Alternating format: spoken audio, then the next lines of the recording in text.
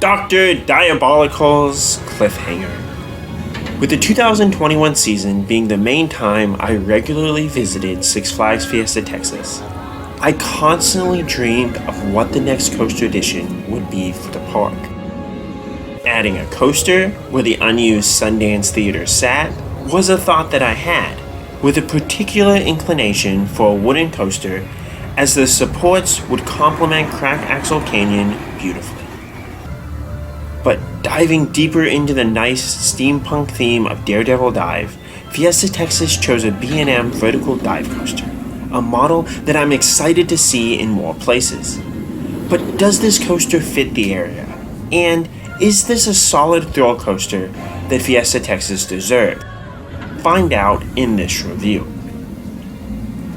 B&M dive coasters, or vertical coasters from Roller Coaster Tycoon, always fascinated me, as this is one of the few types found in the original game that seem to be really rare to find, or at least that's how my brain thought since I discredited the rareness of the wooden Wild Mouse.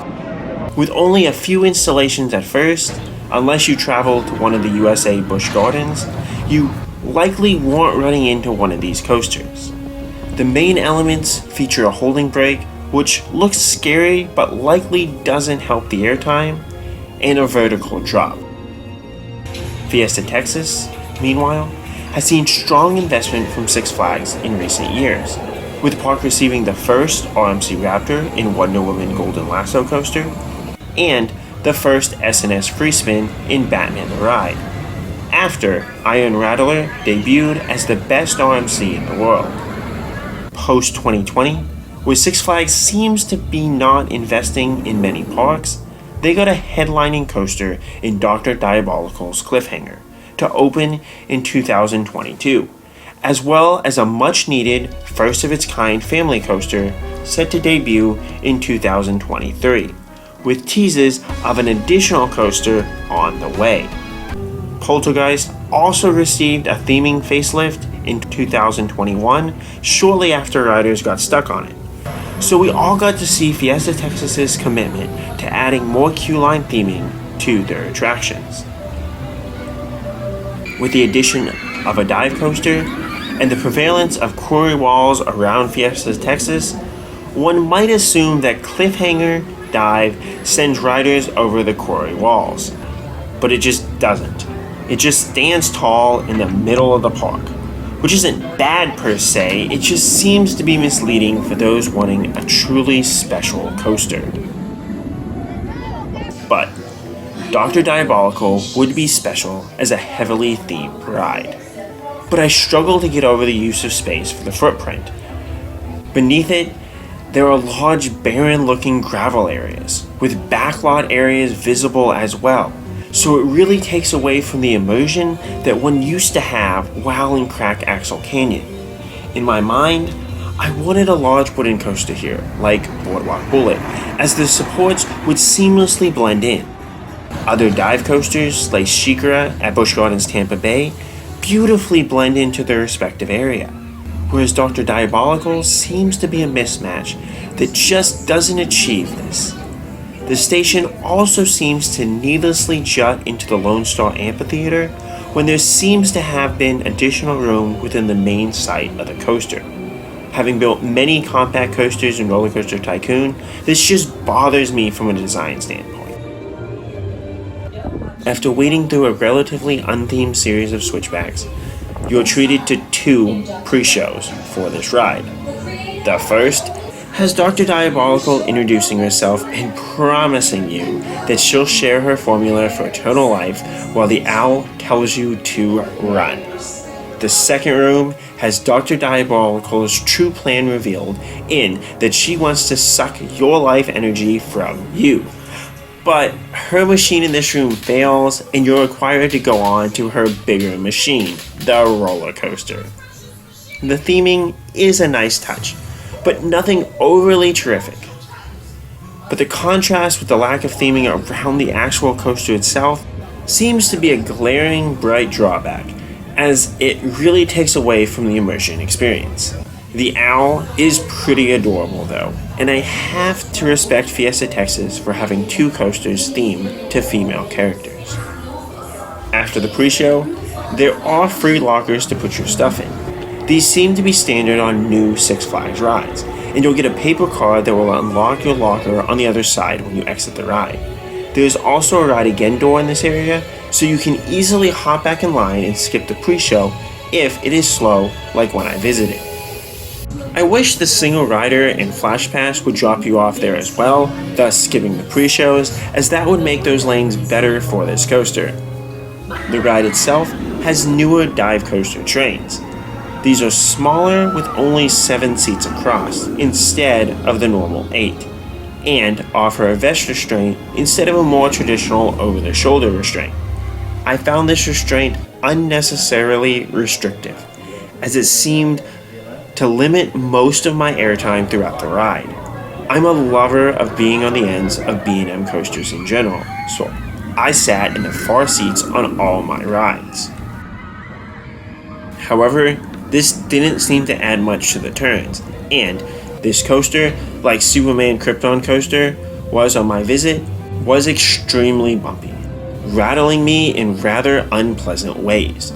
B&Ms are normally fairly smooth, though some, like Kumba, have given rough rides on occasions.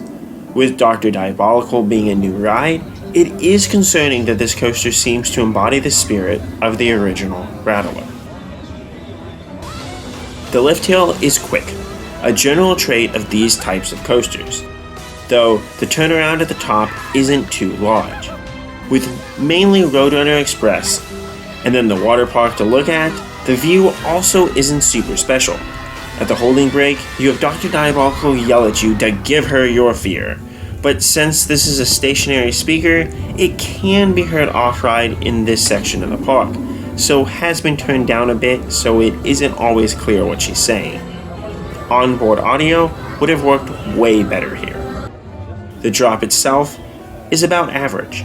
I'm not a huge fan of Beyond Vertical drops, with even Iron Gwazi's drop just not doing it for me. This drop seems on par with Eurofighter drops though, as it offers a nice kick, just not a stomach dropping. After the drop, you go through an in moment. This can be some of my favorite inversions, but the shaking and vests make it just a decent but slightly smooth inversion.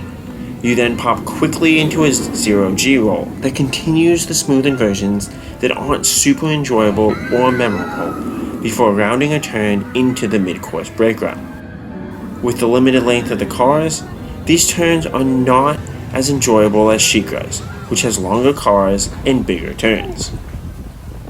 The mid-course brings you to a crawl, which isn't terrible, as on SheiKra, the great floater airtime off its second drop is fantastic. But disappointingly, this second drop does little as a very basic drop. Dr. Diabolical will yell at you that she needs more screams, but this is not a sneaky, enjoyable drop like how these can be from other vertical drop coasters.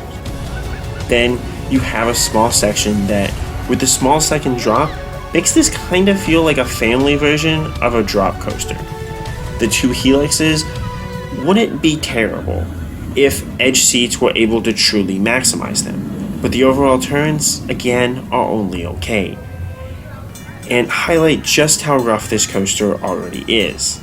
The airtime hill in the middle here was also promising as a truly special moment for any type of B&M coaster, but with the tight restraints, you just don't get thrown out of your seat that much. It also has a weird transition into the second helix, which likely neuters some of the minimal airtime. Then you stop in the brake run right along the railroad. Overall, how good is Dr. Diabolical's Cliffhanger Dive? This is a nicely themed coaster, but given how barren it looks around the coaster itself, I can't give it much credit for this. The overall ride experience is cut short with how the trains are, as they wedge you in tightly and don't allow you to enjoy the turns. Adding in the bumpiness of this brand new coaster, it falls well short of where I feel a vertical drop should be in my rankings, placing right below Galveston Island's Pleasure Piers, Iron Shark, as a basic smooth Eurofighter, is likely to be just as good of a coaster as this. I do place it right above Tigris at Busch Gardens Tampa Bay, meaning it is slightly better than a Skyrocket 2 Clump. This coaster should be better, especially with the theming, and is a nice major thrill coaster to be added to Fiesta Texas. But I feel minor changes could have made this a truly special coaster that this park deserves.